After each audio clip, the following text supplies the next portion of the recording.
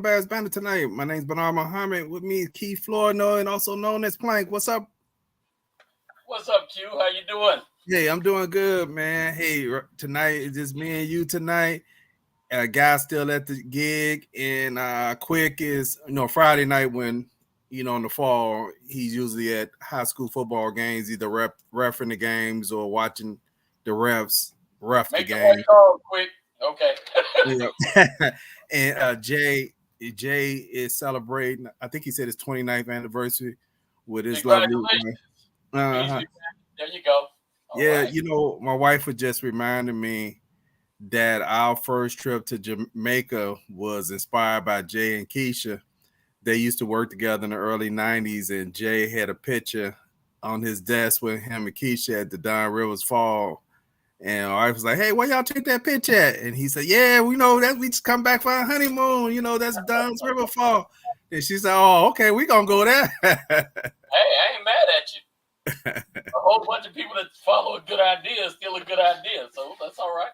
Yes, sir. But yeah, thank you, Jay. So y'all enjoy. Hey, Plank, ever since the Bears lost to the Texans, man, there's a segment of Bears fans that act like this. What was the old saying back in the day? The sky is falling. Yeah, it seems like it. It's interesting that as soon as you see where people how much people are really invested as soon as something bad happens.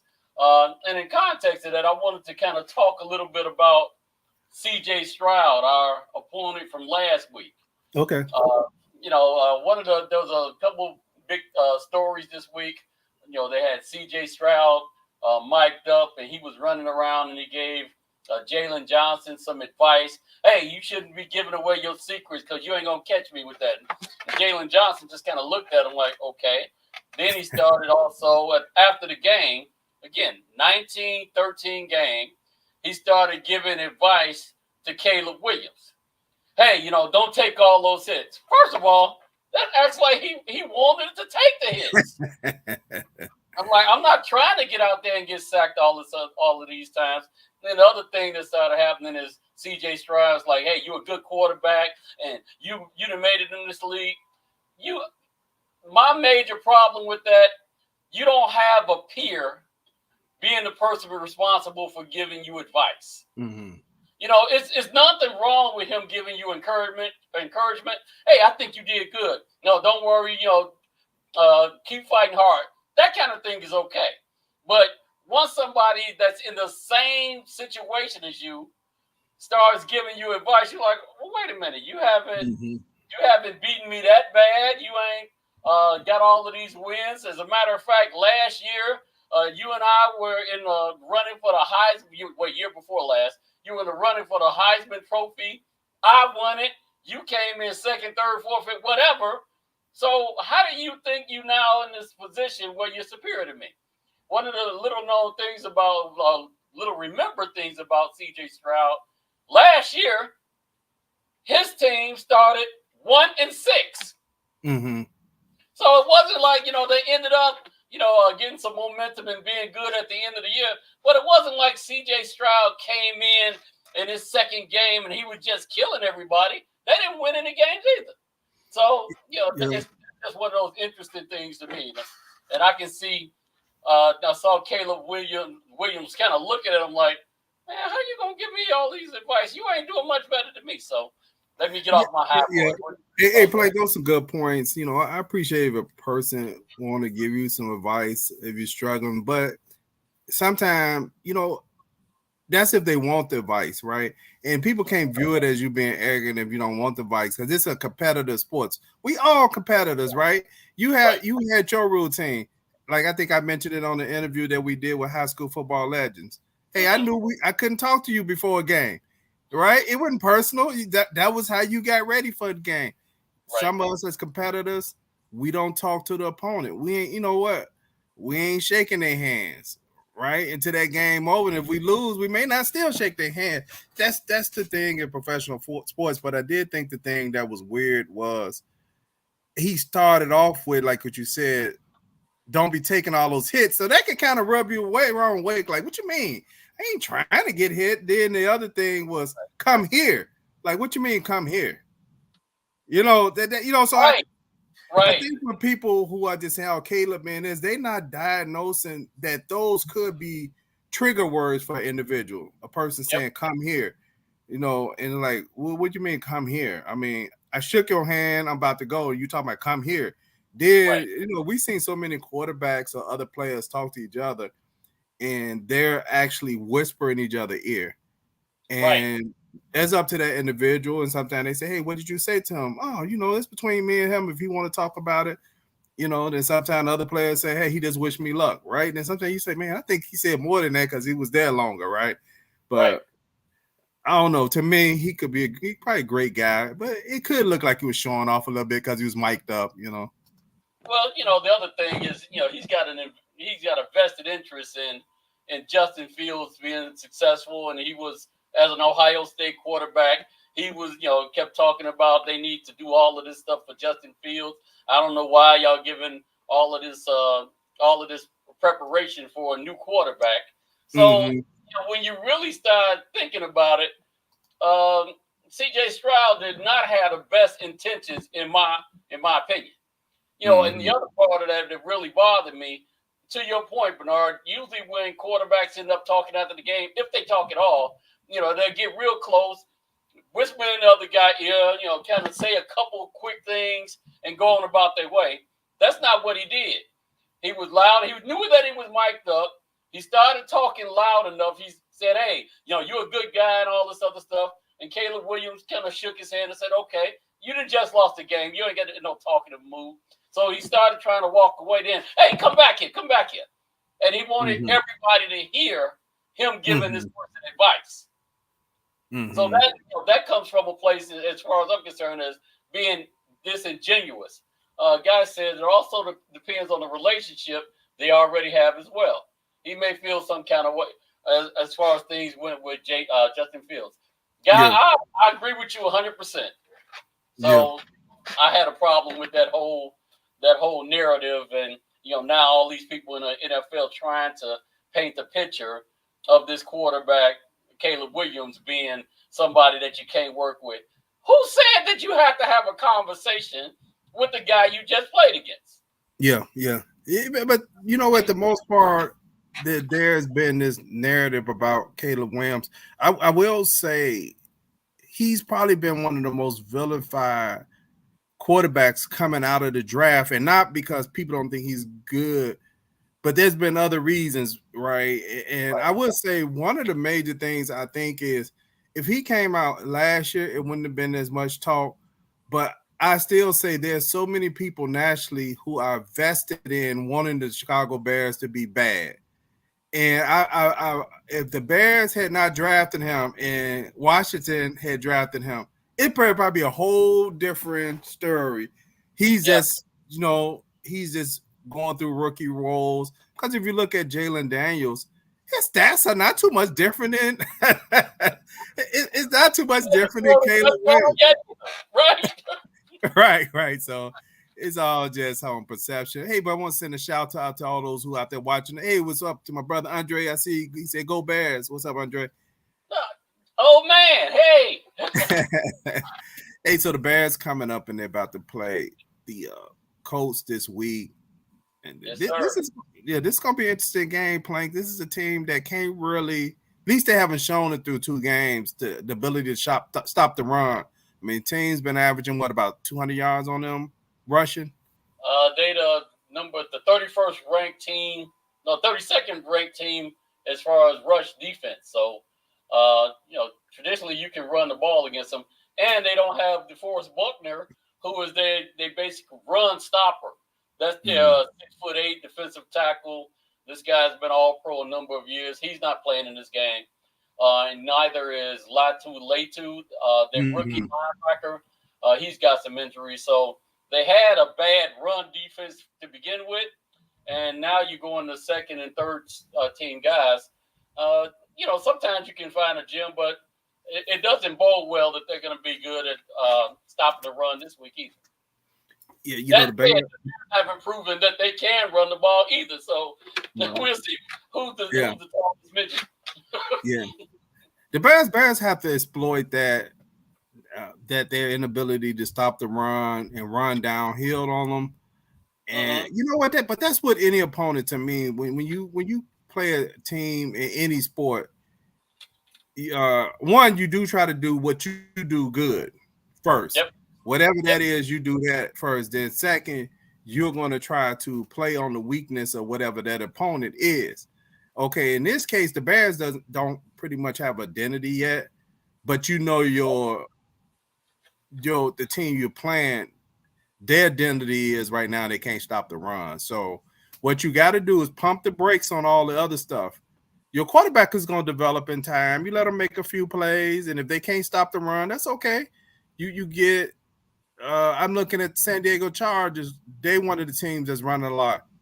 They got Justin Herbert through 16 attempts last week. And they probably ran the ball or close to, I think, 50 times. Well, that's because Harbaugh's taking them back to old school football, where you run the ball, control the clock, and that actually takes care of a whole lot of different things for you, especially when you have a young team. So Harbaugh's able to get away with that so far. We'll see if he can continue doing that, but he's got a player like Herbert who can throw the ball and has proven such. So we'll see whether or not he's going to be successful with that. Okay. Yeah, I think we kind of knew they was going to be running a lot first, because that's what they did at Michigan last year. And I'm trying to think of Greg Roman, he hired him as the offensive coordinator. So that's what Greg Roman does. He runs a lot. So that is what he does. You're right. Yeah, and there's nothing wrong with that in the NFL. If a team can't stop you from running, then keep running. Because if you look at the NFL, teams at the most part are not built to stop the run. They're built to stop the pass, right? And so they may get a nice nose tackle or something to try to, make it a little harder running up the middle of the field. But if you look at a lot of teams, the defensive ends are more athletic. Some of them are built like, not power forwards. I would say like small forwards on a basketball team. You're right. Yeah, but because a lot of times teams are passing a lot, they just kind of pinning their ears back and using their athleticism to get to the quarterback. Well, think about it, though. It makes a lot of sense. If you're getting 6-7 yards a run, why would you ever have to pass? If they're not stopping, the easiest thing for you to do as an offense, why would you have to change to anything else? Mm-hmm. So take those 6 or 7 yards. First down, you're staying ahead of the chains. First down, second down, then first down turns into 2nd and 4, 2nd and 3. You can play like that all day. And, in today's NFL is basically geared to do a whole lot of passing. But again, the only time you're going to start passing is if they stop the run. If they don't stop the run, just go ahead and keep taking those yards. Yeah, that makes sense. So when you get to this game here, the Bears have to remember they're 1-1, and I know they're professionals and they know that, right? So we more so talking for the fans, like Jay say, pump your brakes. Hold on, we got a guy coming on. Hey, what's up, guy? Salute, gentlemen. What's up, guys? Salute. All right. Thank you for making it. Yeah, I know they had you at the slave gig. No, Plank was trying to grab me and give me some intel, so I ran. He get off the bus running. There you go. Hey, but real quick, just going back to that whole thing about CJ Stroud, it's a whole lot of young guys out here trying to be OGs when they ain't nothing but G's. Right. They young guys trying to act like OGs. I can't have a guy that's been in 2 years. Now I can understand if you pull me off to the side later, but don't come try to sun me and just grab me. But by the same token, I think his intentions were good, but he just went about it the wrong way. Mm-hmm. Were they? I don't know about that. Again, I think there's some underlying things. You've got a guy that's already been higher rated than you, that's the same age as you are, that was selected as the number 1 draft choice that beat you for the Heisman Trophy, that actually replaced the guy that you looked up to from Ohio State. I can see why you would have some animus against this guy. You're right. So Yeah. the last thing you're gonna do is, because all the cameras are around, you want to say, "Oh, hey, guy, and let me tell you, I know you are a good musician and everything, but I used to sing in 8 flat." So you're like, "Wait a minute, dude, you don't even know how to play an instrument." You're right. And you know what? And it's like I have to kind of sort of recondition myself to this new type of dude. You know what I mean? Because we old school guys, and it'd have been a different thing. Like if I'd have walked away, you wouldn't even seen that on the field. We'd have been talking after we took the shower in the back somewhere. Whereas now it's like everybody needs to be seen. It's about content, but neither here nor there. What we got right now coming up it could be a feel good game, and it's no disrespect to them, but Indianapolis may say, hey, we got a problem with stopping the run. Let's put 8 in the box. So it may open up the running game for us, and I know people look at, they gave Green Bay all they can handle and stuff, but I don't look at scores of other teams and compare that to our experience, because it could be a whole lot of underlying issues, because they gave Green Bay a pretty decent game, but I got a feeling they are who we think they are. Mm-hmm. I keep staying on this. I feel pretty strongly about this CJ Stroud stuff. I come from an sport where you shake hands with the guy that you're about to fight, or you bow to the guy before the fight, and you give it your all. You don't necessarily have to bow at the end. Right. At the beginning of the fight, they say touch gloves and come out fighting. Shake hands and come out fighting. They don't tell you got to shake his hand at the end. So you think about, last week's game, we saw Joe Burrow against Patrick Mahomes. Joe Burrow and Patrick Mahomes didn't say nothing to each other at the end of the game. Why? Because they're competitors. Joe Burrow say, I'm trying to get what you got. And I see you at the golf tournament in the summer. Right. There you go. That's good enough. That's enough camaraderie to have. But from there, I'm coming out trying to put my foot on your throat. See, but from the martial arts world, what people don't understand, they see two pugilists and they think there's animus. There's no animus. That's strategy. Because at the end of the game, the only time we have to come from here to here is the competition point. After the horn is sound and it's over, we ain't got no problem. We never had a problem, because guess what? We're two combatants in the ring, and we know it's a whole lot of people out here that can't do what we do. So there's mutual respect. But, let's see. Yes, Stroud could have probably just texted, called him later. Bears just lost in Stroud, same age in the second year. And they lost by less than one score. So it's not like you ran up and down the field on us and you were really killing us. Yeah. Let's see. Yeah.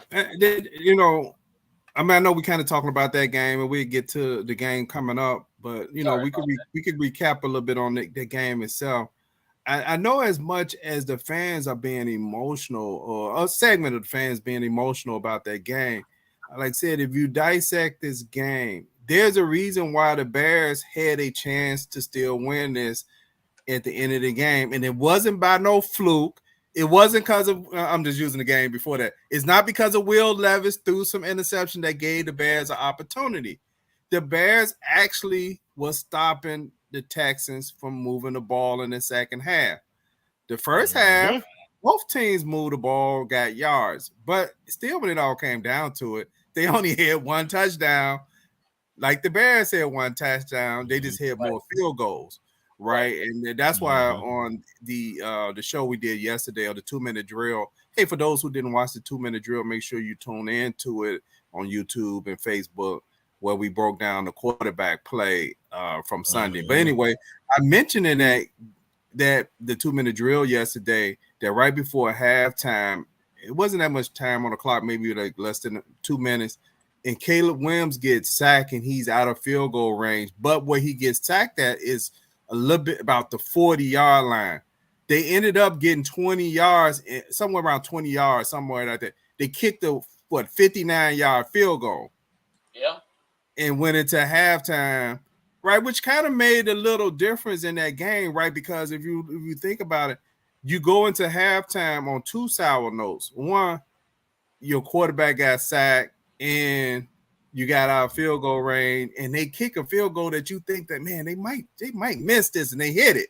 So they got a little momentum, right? Because now they're up by at least 6 points versus being up by 3. And that's where sometimes you have to manage the clock better. But that's some of the things too. Looking at Flus going into this game here, I want Flus to slowly give that playbook over to Eric Washington. Let him call the game so he could manage the game itself. He had 2 terrible challenges in that game Sunday.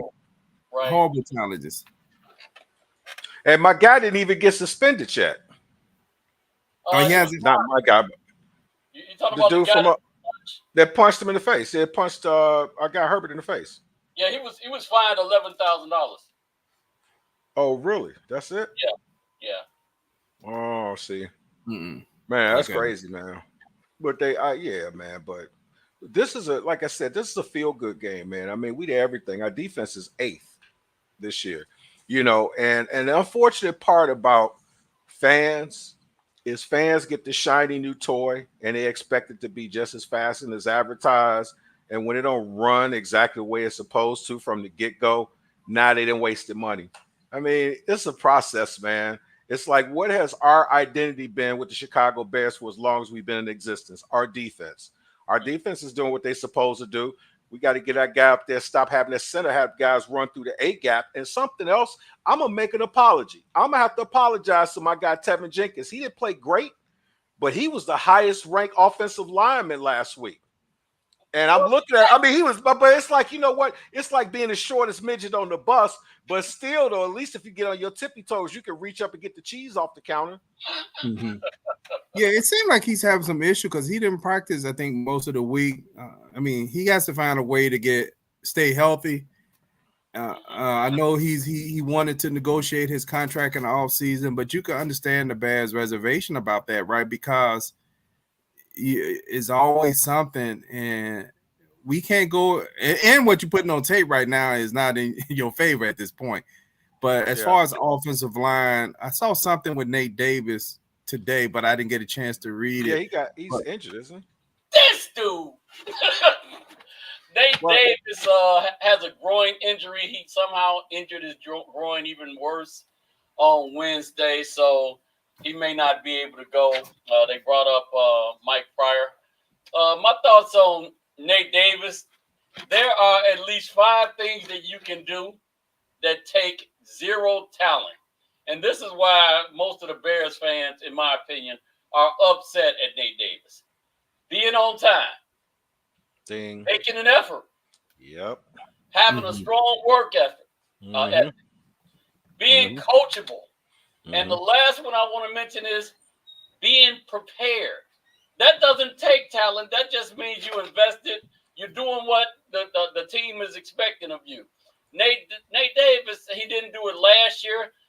I can't understand somebody like that. So right after they paid a young man $30 million, I know he had a death in the family. That's tragic. My heart goes out to him. But that was last year's excuse. Okay. Yeah. This year, his toe hurt. He had, a girdle problem. Whatever it was, he has yet to take his job seriously.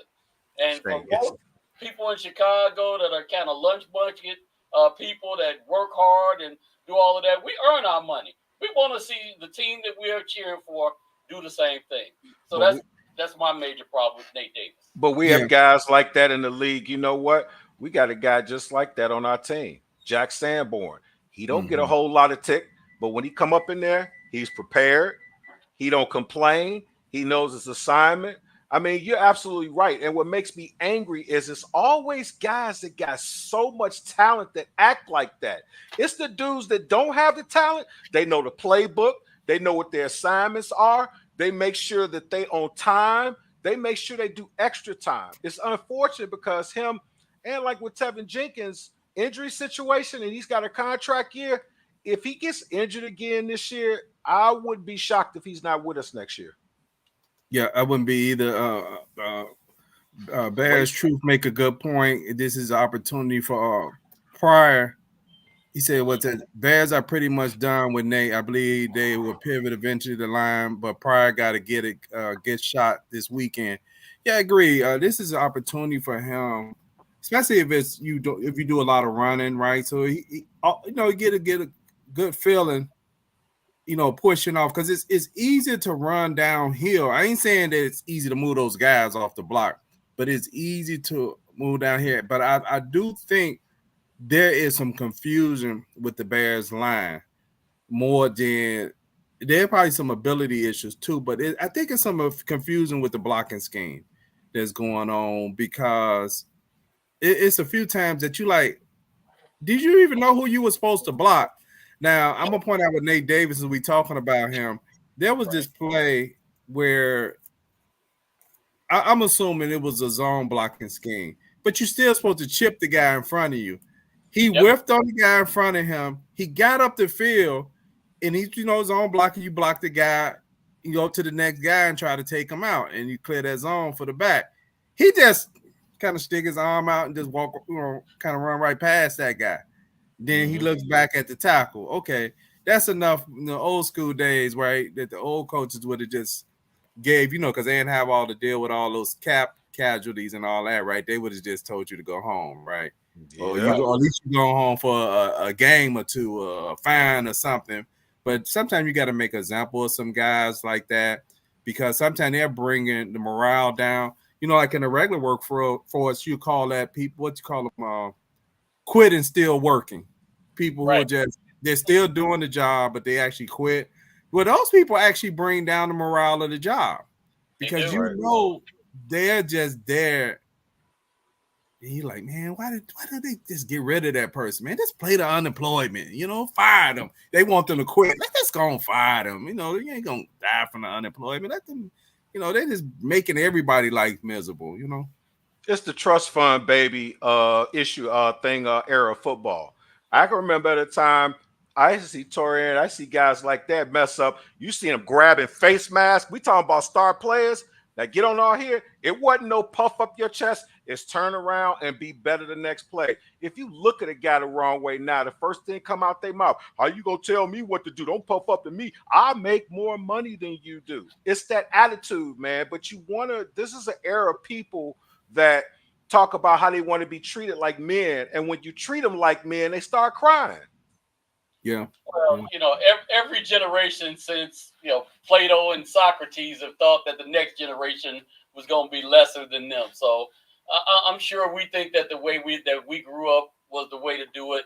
I won't give an opinion on that, but at the very least, we played football, we played baseball, whatever. You always know when a guy that's out there playing doesn't know the plays. It's terrible if I'm a running back and I'm supposed to run behind this guy and he has no idea that I'm supposed to run behind him. What's the chance that he gonna block successfully for me? No. Yeah. Hey, so when in this game, defensively, I mean, what are any concerns on the Bears on the defense? I know, to me, Richardson, he had a hell of an arm. His arm is. His arm talent is ridiculous on the length of field. He could throw the ball. I mean, you can't let nobody get behind you, because he could probably throw it almost from one end zone to the other end zone. Pretty much. Yeah, but he's not too accurate. Right. And he runs a little bit. He's a pretty big guy. What is he, about 6'5" or 6'5", 250 or so? Right. So he's a big load. I think the Bears defensively they really got to. Their real work would just be stopping the run with them, because I think all the secondary is good enough to stop him without doing anything special, right? Because he's not really, not to demean him or anything. He just not. This is really his about 5th game or something. He's still raw. Yeah, because he got hurt early on last year. He might have played 2 games or so last year, or 1 game and got hurt.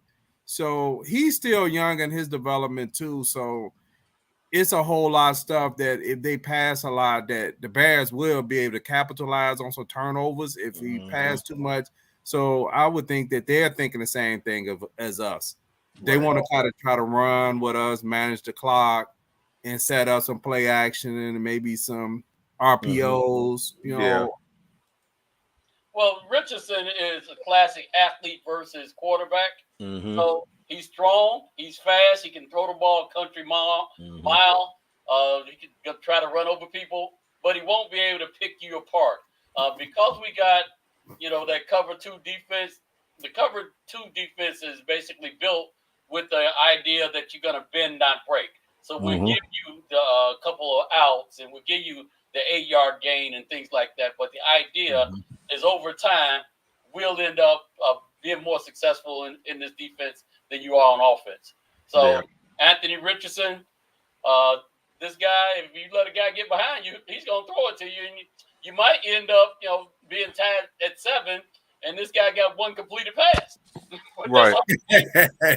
But he's thrown in the 2 games where the Packers, he threw 3 picks and he threw a pick against the Texans. So he's only completing like 49% of his passes.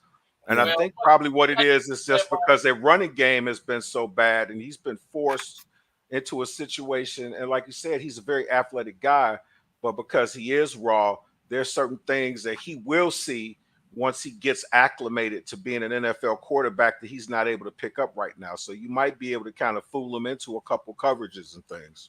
He's like Kirk Cousins. He wants to throw you the ball. So I think we're going to get a couple picks in this game.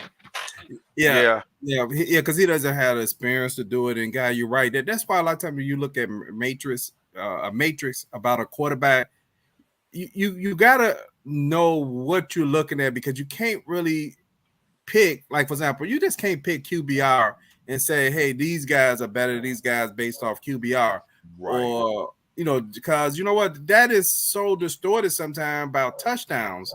And so even when you look at Richardson stats, what guy just mentioned, if you looked at yards as a measure, he did threw for 416 yards. Through 2 games because he didn't hit a couple of big plays.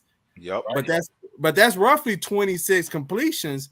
I mean, you pretty much, a lot of quarterbacks get about 20 completions in 1 game. Right. As a matter of fact, I want to say Caleb had 23 the last game, right? He didn't have many in the first game, maybe about 14. Right. But he has three touchdowns and 4 interceptions. So that's really not that actually to me indicate, if you want to throw us one, we'll take it. Matter of fact, we may take 2. Well, actually, it seems that we've actually already played him. He's the exact same quarterback as Will Levis is. Will Levis. Yep.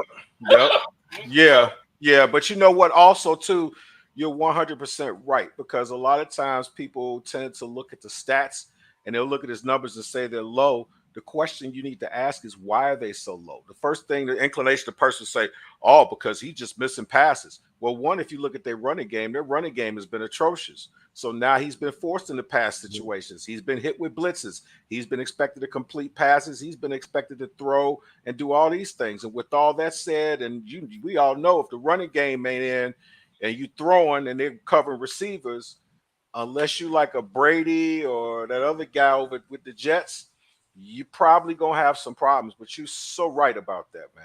Okay. Optics are more important. So what are we looking at offensively? I know we mentioned running today. I mean, what's some key things that you would like to see happen in this game? We know what the formula is the win, but what's some things that you would like to see in this game other than the victory? 3 things: Swift, and Swift. Give him the ball, let him work. You let him run wheels, you let him run up the middle, you let him run the zone. You just have him run crazy until they can actually stop this guy. Because our running, like I said, this could be like a feel-good game. If we could get him started early and get him to break off some yards and do some damage, now Caleb's going to have a little more time, because team defenses are going to be a little more reluctant to kind of blitz because they're expecting runs. It's a couple play actions.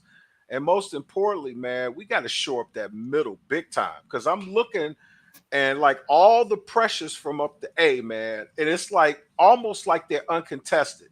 I don't care what team you got. You could take the greatest team in the history of NFL. If you have no protection in the A gap, you just a has-been team.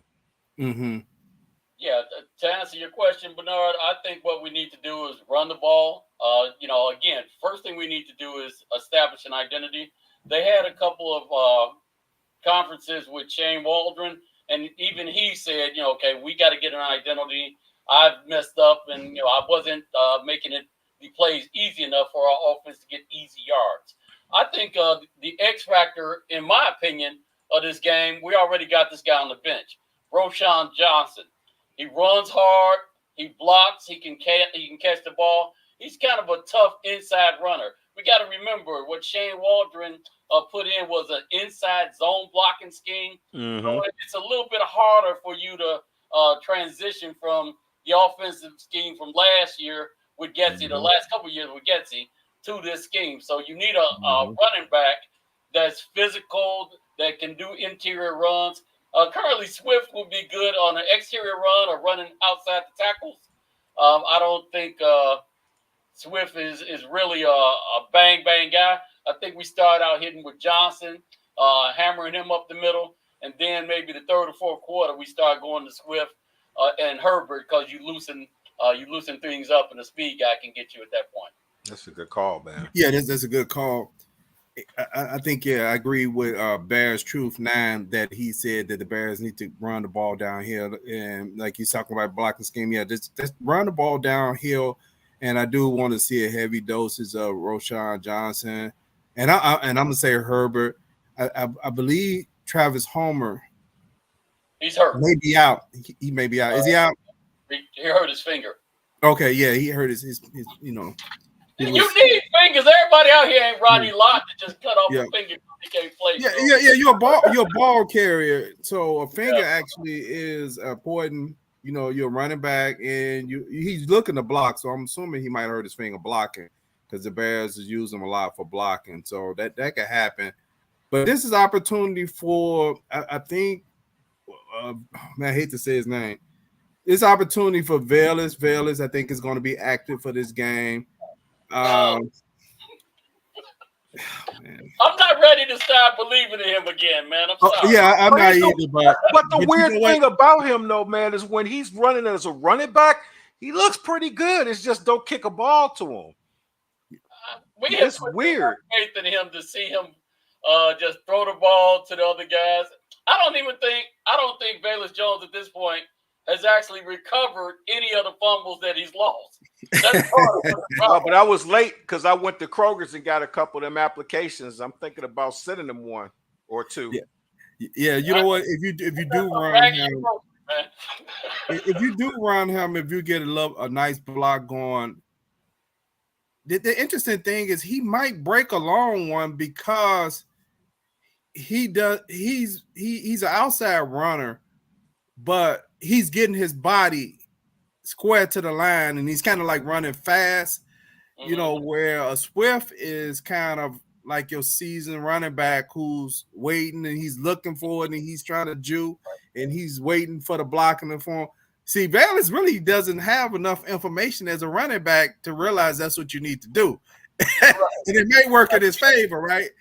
In a certain situation where he may, but what I'm looking to do is just run the ball, get success on first down, control the clock, get some turnovers, and try to see if you could get some successful plays, a big play by Caleb. When I say big play, it don't have to be 30 yards out of it. He just need 2 or 3 passes that's over 10 yards that he complete. Right.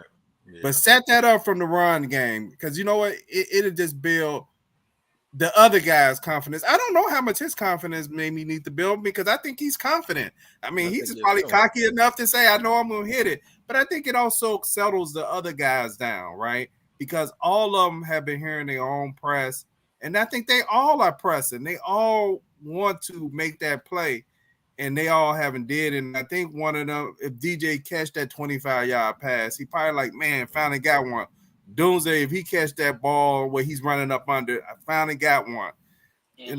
And I'm hoping they get Tyler Scott in this game since Kenan Allen's still out. Because other than that, I don't understand why is he falling down on the depth chart. Well, every time he actually catches the ball, any hit he takes looks like they're going to decapitate that young man. He looks like he might be weighing maybe. Well, so I know in the preseason, every time they had him, trying to run back kickoffs, man, it looked like he was getting destroyed. So clobbered. So I hope first and foremost he can protect himself out there. After that, I think he's got some things he can offer. He's fast as all get out, and that was kind of his modus operandi even in college. He's somebody that averaged 30 yards a catch, which is unheard of, and it wasn't like he was doing 2 yards,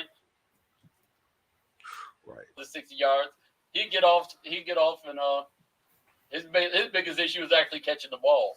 So, and you're right though, man. It's one of those things where you've had the success in college at another level, and there's that bravado where no matter how stuff goes, you're like, oh, I'm gonna get this, and it happens.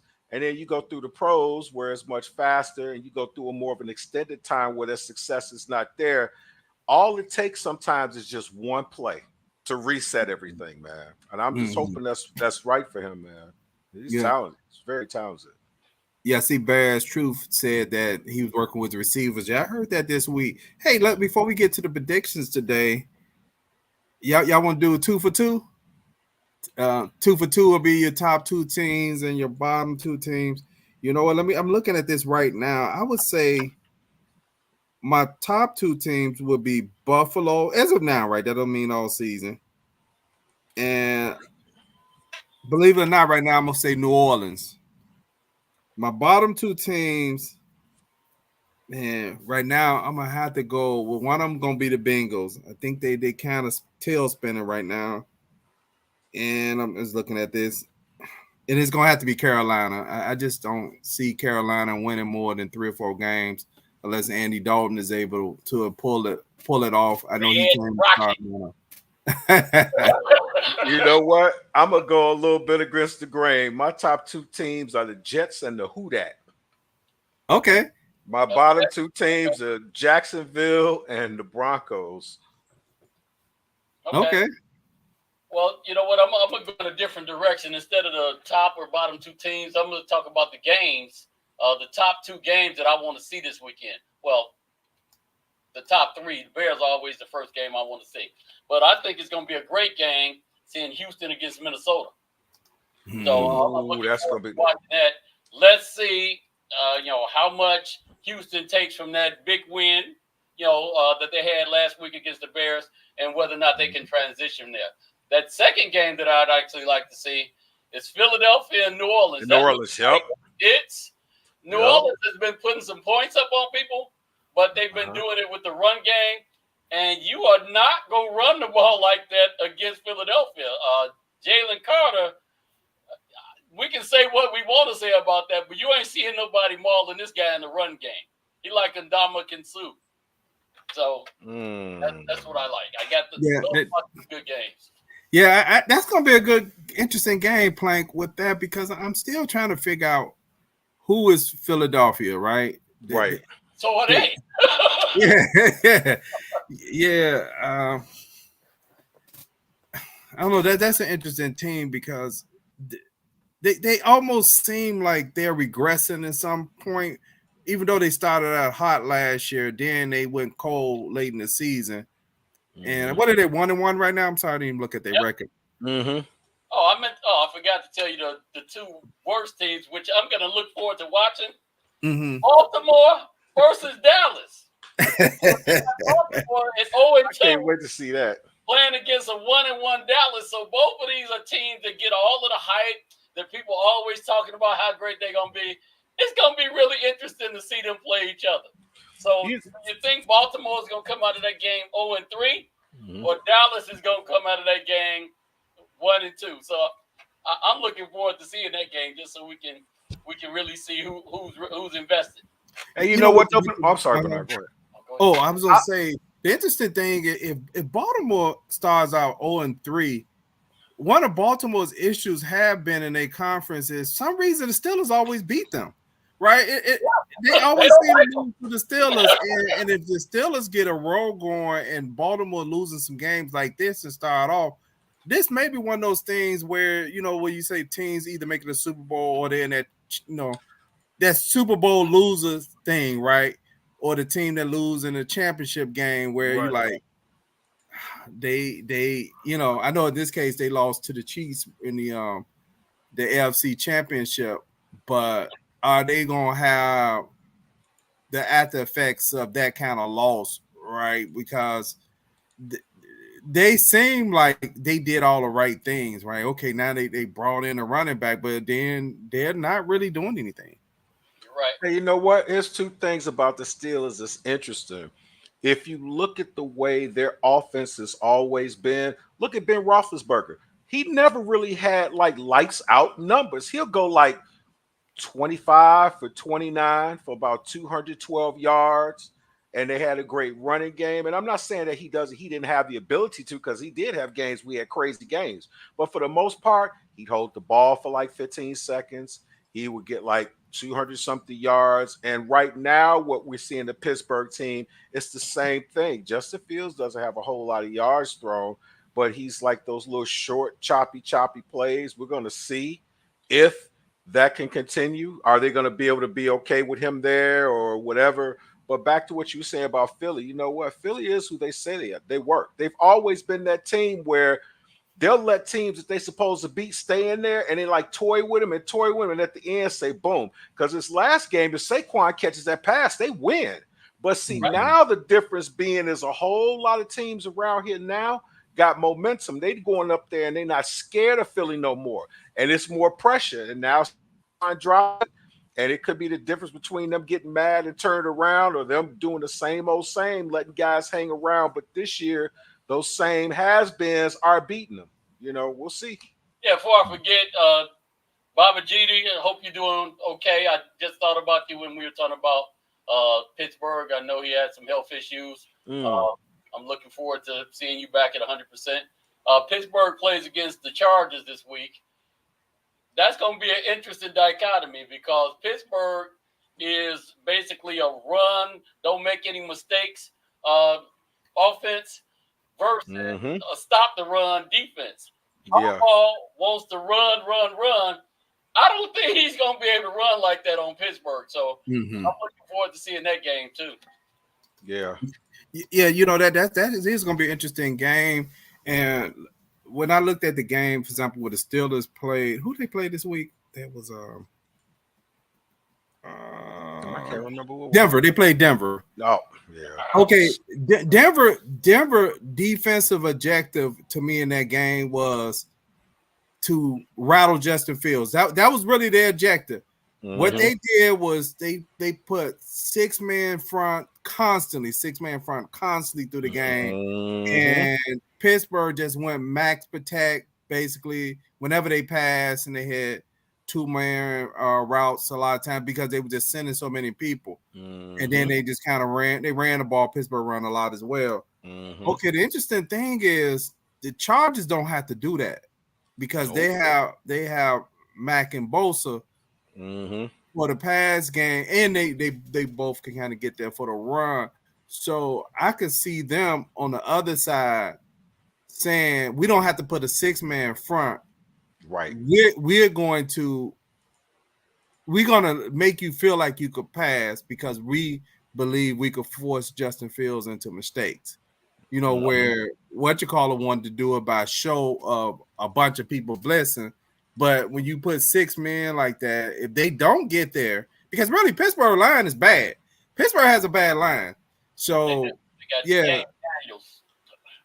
So that's gonna be an interesting game because both teams gonna run, and if somebody make a mistake and that game gets behind a little bit, then one of those quarterbacks is gonna have to throw to get them back in the game, you know. And, yeah. But with that offensive line that they got, I mean, and it's no disrespect to what's his name when he comes back, but when he comes back, is he gonna be just as effective? I mean, I know he can pass, but what's that guy's name? Really, the QB1 for Pittsburgh. Justin Fields. No, the real QB1. Russell Wilson. Yeah, Russell Wilson. Yeah. Okay. Who's to say? The thing is, the one thing about Justin Fields is faster than him and he's younger than him. Who's to say that if they put Russell back there, he does a worse job because of his age, because his age, and because of the line. And then now you do that. Now you're trying to run the ball. You can't run the ball. It's gonna be interesting, though, man. Good fit in Pittsburgh for what Mike Tomlin does. Yeah, what he's trying to do. So good for him. I'm wish him nothing but the best. So Yeah, I hope so, man. You know, and I look at this, and there's so many. I hear so many people. They saw what happened with Will. Oh, well, Justin feels this, Justin feels that. But like I said, man, it's just like a relationship, man. Y'all break up the ones that end up being more miserable as they keep going back to the same person, and then realize ain't nothing changed. And I'm not, and it's not even a swipe at Justin Fields. I mean, I tell people, and I just leave it at this. I really like Justin Fields. That was my guy. You know, it was my guy from day one. But even with everything that's going on, say he didn't have this, he didn't do that. Okay, that's completely fine. As a general manager, and I'm got the guy with the pencil pen writing the check. Is Justin Fields worth $25 million? And that number changed. That jump would have changed, right? It would have been over, I think 30. 30. Is he It is was, he worth with what's happened? I mean, he's got so many different intangibles and so many things that he could do. But with what happened, I'm not going to talk about, oh, he can't read defense. Let's just throw that out the window. With the product that you saw for the 3 years that he was here, is he worth that $30 million? Hey, if I'm gonna pay Daniel Jones $40 million, I'd pay Justin Fields $30 million. Well, you could pay him $25 million and give us $5 million to just be crash test dummies. I'm up. yeah, you know what, the Bears a couple of years ago, matter of fact, a good 8 years ago, 8 to 10 years ago, the Bears was kind of caught in this dilemma, and other teams like the Giants got caught in this dilemma. Jay Cutler was good enough to mess up their draft picks, to be honest. He was good in their defense, because at one point their defense was up and down. And what the Bears was caught into was, we're drafting too low to replace somebody, to replace Jay Cutler. So they paid Jay Cutler a contract around, I think, about $125 million at the time. But it really wasn't to pay him for his future performance or his past performance. It was more of like, hey, you know, like in the divorce, I ain't gonna divorce the lady because it's cheaper to keep her, right? But it was like, we can't draft nobody, so we keep Jay Cutler. But the problem is Jay Cutler didn't improve enough to warrant that contract, but they was never in a position to get anybody else. And so the thing that kind of worked for them for a minute was they just happened to have a backup when Jay got hurt. They came in and played good enough to kind of help them manage through the game and the rest of the season. And then they ended up, I think the next season, they kind of like eventually started like parting ways with Jay Cutler. But that's the danger. See, today's game, it's so hard with the salary cap if you're gonna pay that quarterback, because now if you look at it, it's now it's a move again. Dak got paid over $200 million. So now, 60, 60 million a year. So you only have so much you could do with the other players. So that's why teams are now trying to win on that rookie contract, because once you pay that quarterback, you're gonna have guys like the guys on the Bengals now. Who's that? Higgins. Is it Higgins? Yeah. He's upset, right? Because I don't think he got his contract yet, because there's only so many people you're going to be able to play. The quarterback, if he's getting 60, you got a receiver who's getting 40. You got a pass rusher who's probably getting 35 to 40. Yeah. You got a corner getting that. I think the salary cap is about this year, maybe about 250 million or something like that. You're almost there. Yeah. You're almost there, because you got to pay everybody else. Seeing what made me angry about the whole Jay Cutler thing. Jay Cutler was a hella talented quarterback. His own problem was he knew more than you, and you couldn't control him. So he became a cancer. But you were willing to send him to Miami and get that cancer some money. But you had like almost like a Justin Fields clone with a lower completion percentage in Colin Kaepernick, who in what they were running in Miami, he actually would have been okay, but they wouldn't give him a shot because people talk about, oh, we want to win games, we want to do all this stuff. But really what it was their principles. And then without getting into politics, I've seen people sign flags, but it's okay to deface a flag by signing it. But if you get on one knee, it's unpatriotic. That's why I say the feelings thing, Cutler was good. But to have him, what made me angry was it wasn't even just about Kaepernick. It was a few other quarterbacks that were out there that they could have signed, but they gave him the $10 million, and he ended up sucking. Yeah. And so anyway, I guess my whole point was great points, guy, is sometimes when you move on from a guy, just take Baker Mayfield. To me, I thought he was doing okay in Cleveland. He got into one playoff, they had some problem. But it took a couple of teams. Sometimes what we don't know about athletes when they've been privileged, that doesn't make them bad guys. Sometimes guys are not putting the work in.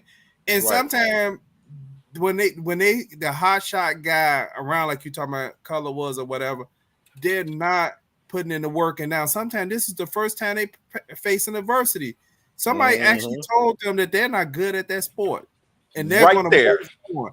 And so that's why sometimes you can't say, oh, once they got here, they learn more. Sometimes they actually putting in more work, you know, and because why? Oh, they start looking like, man, that check ain't about to come in no more.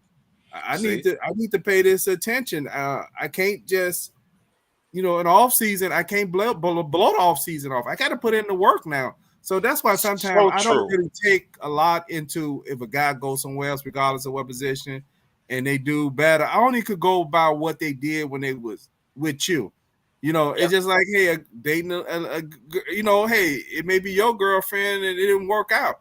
She meet the next guy and he like, man, this is the greatest girlfriend I ever had in my life. And you be like, how? Right? That's so true, man. That is so. But then, like you said, man, let's give a perfect case in point. Geno Smith.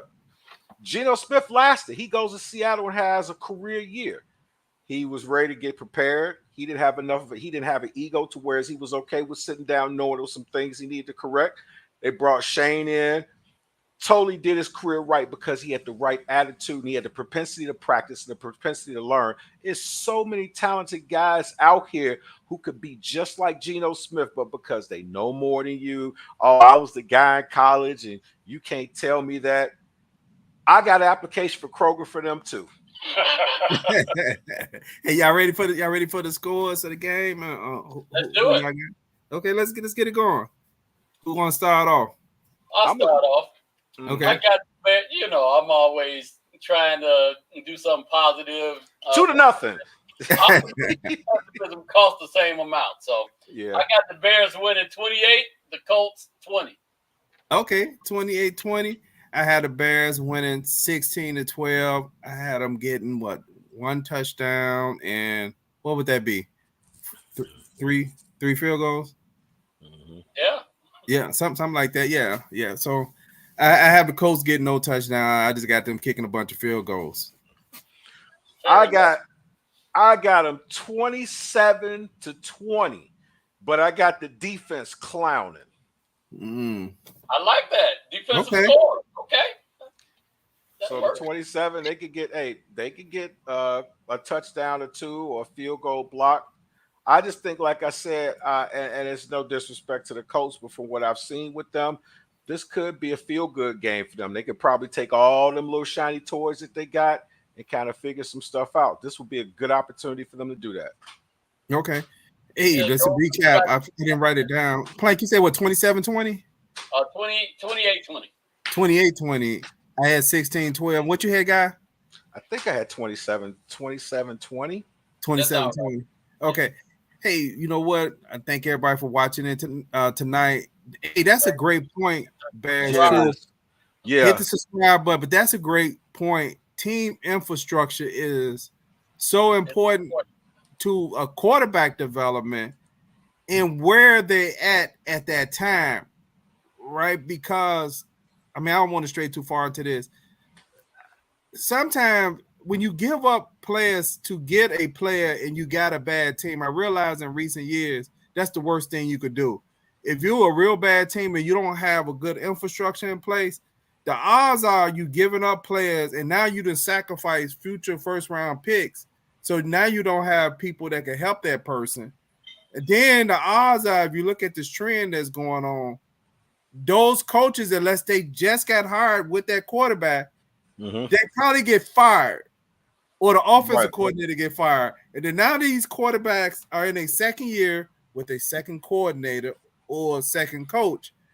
And now the general manager get fired because he probably screwed up the last one. And this is like a vicious cycle, you see. Why do I feel like you're talking about Carolina? You know what? And it's the difference between going to one team and somebody telling you suck, and you go to another team, you suck, but we all suck. But I'm gonna show you how to suck a little less. That didn't sound right, but you get where I'm coming from. It's like you're not as bad, but to kind of like it's like no like Diddy, bro. Right, when you coach guys, it's like the micromanager and the guy who's the manager who goes out and is out there with y'all. It's like the manager's out there with y'all doing work and ain't saying nothing and ain't tripping, and we around and we like, Dad, he out here, so I need to be out there. You make you feel good, as opposed to somebody who they don't even have a tenth of the talent, didn't have a tenth of the talent you come to your face and tell you how bad you suck every day, and it could do a little loopiness up there. Okay. No comment. I'm trying to stay out of that one. I just said you're terrible. Hey, thank everybody for tuning in tonight, and we'll be looking forward to talking to you after the post game on Sunday. It's a 12 noon game, and matter of fact, I hope I could get this game because it's on CBS. Oh my God, CBS is so hard to get. But anyway, until then, peace. Peace.